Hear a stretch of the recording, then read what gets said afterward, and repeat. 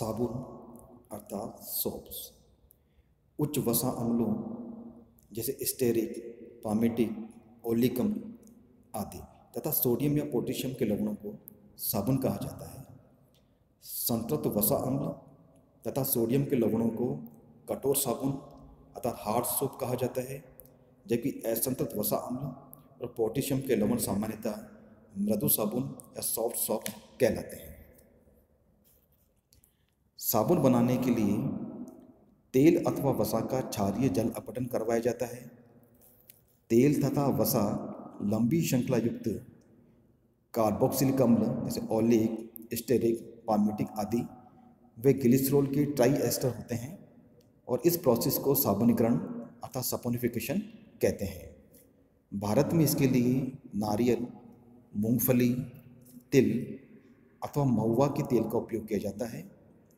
तेल अथवा वसा की एन्योच विलयन के साथ क्रिया करवाई जाती है, इसे लाई कहते हैं। अब हम बात करेंगे साबुन का निर्माण की। इसके लिए निम्न विधियां हैं। पहली विधि है हॉट प्रोसेस, गर्म विधि। ये है निम्न चरणों में पूर्ण होती है। पहला है बॉइलिंग अर्थात क्वथन। इसमें सबसे पहले वसा अथवा तेलों को क्षार के साथ स्टील के बड़े बड़े बेलनाकार पात्रों में उबालते हैं। इन पात्रों को साबुन पात्र या केटल कहते हैं, जो ऊपर से खुले हुए नीचे से कीप की आकृति में होते हैं। पात्र के नीचे वाले भाग में एक भाप कुंडली फिट रहती है, जिसे खोला या बंद किया जा सकता है। पात्र में पिघले हुए वसा या तेल को 10% क्षार विलयन या लाई की उपयुक्त मात्रा के साथ मिलाकर उसमें खुली भाप कुंडली द्वारा भाप को प्रभावित करते हैं। इससे तेल या लाई के मिश्रण गर्म होने के साथ साथ विलोडित भी होते रहते हैं। मिश्रण में क्षार की पर्याप्त मात्रा को बनाए रखा जाता है, जिससे तेल या वसा का पूर्ण साबुनीकरण हो सके। मिश्रण का क्वथनम तब तक बनाए रखा जाता है जब तक कि मिश्रण की ग्रीसी प्रकृति लगभग समान ना हो जाए। नेक्स्ट है साबुन का लवण क्षेपण अथवा सॉल्टिंग आउट ऑफ सोप। साबुन का लवण क्षेपण का अर्थ है लवण द्वारा साबुन का अवक्षेपण। क्वथन पद से प्राप्त मिश्रण में साबुन व ग्लिसरॉल का जलीय विलयन होता है। इस मिश्रण से साबुन का पृथक्करण करने का प्रक्रम लवक्षेपण होता है। यह पद कॉमन इफेक्ट के सिद्धांत पर आधारित है। साबुन एक सोडियम लवण है, सोडियम स्टीरेट। यदि इसमें सोडियम क्लोराइड का संतृप्त विलयन मिलाया जाए तो सोडियम आयनों की सांद्रता बढ़ जाएगी, जिससे सोडियम व स्टीरेट आयनों की सांद्रता का गुणनफल इनके विलयन से उच्च हो जाएगा और अति संतृप्तता की अवस्था आ जाएगी, जिससे साबुन का अवक्षेपण हो जाएगा। इस विलयन में ग्लिसरॉल विलयशील रहता है। ग्लिसरॉल विलयन की तुलना में घनत्व कम होने के कारण अवक्षेपित साबुन द्रव की सतह पर तैरता है। अवक्षेप के नीचे के इस जलीय द्रव में जल व ग्लिसरॉल के साथ अतिरिक्त क्षार, लवण व धूल के कण होते हैं।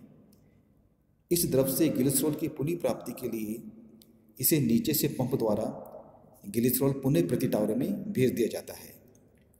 ऊपर से अवक्षेपित साबुन को जल में घोलकर उसे पुनः नमक द्वारा अवक्षेपित करते हैं।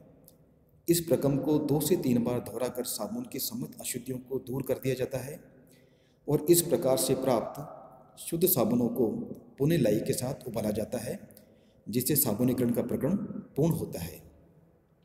लाई को दूर करके इसे पुनः पानी के साथ उबालकर उस पात्र में 10 दिन तक पड़ा रहने देते हैं और उसके बाद उसे निखारने के लिए भेज देते हैं। नेक्स्ट है निखारना अर्थात फिनिशिंग। उपयुक्त पद में बने हुए शुद्ध साबुन को भाप के जैकेट एक पात्र में डाल दिया जाता है, जिसमें एक यांत्रिक विलोडक फिट रहता है।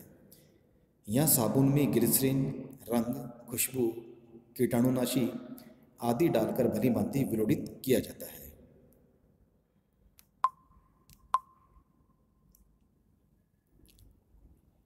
जिससे एक समान मिश्रण बन जाता है।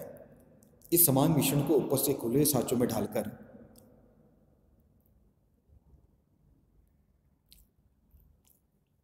ठंडा करते हैं।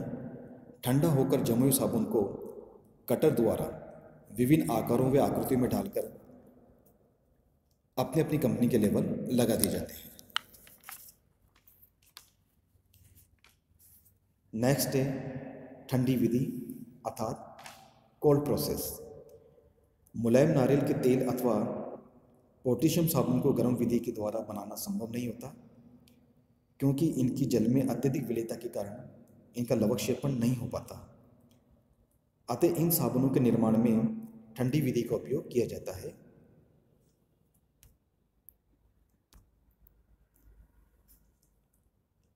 इसके अतिरिक्त भारतीय घरों में कपड़े धोने के लिए प्रयुक्त किए जाने वाला टब साबुन भी इसी विधि के द्वारा बनाया जाता है। भाप से गर्म किए गए पात्र क्रचर में तेल अथवा वसा को सोडा लाई की परिकल्पित मात्रा के साथ मिलाकर उसे यांत्रिक विलोडक के द्वारा लगातार विलोडित किया जाता है। जब साबुन बनने लगे और मिश्रण अधिक गाढ़ा होने लगे तो इसे जमने के लिए छोड़ दिया जाता है अथवा उपयुक्त सांचों में डालकर ठंडा कर लिया जाता है। और इस विधि की सीमा ये है कि इसमें से उपयोगी उपजात ग्लिसरॉल को पृथक नहीं किया जाता। तीसरी है आधुनिक विधियां, मॉडर्न मेथड्स। उपयुक्त दोनों विधियों द्वारा साबुन का निर्माण कई घंटों में पूर्ण होता है, जबकि आधुनिक विधियों में ये कार्य कुछ मिनटों में पूर्ण कर लिया जाता है। इसके लिए साबुनीकरण के प्रक्रम को उच्च दाब पर संपन्न करवाया जाता है। इस प्रक्रम में समय के साथ साथ ऊष्मा, स्थान तथा मानवीय शक्ति सभी की बचत होती है। ठंडा होने के बाद उसे धोकर उसका लवक्षेपण करवाते हैं।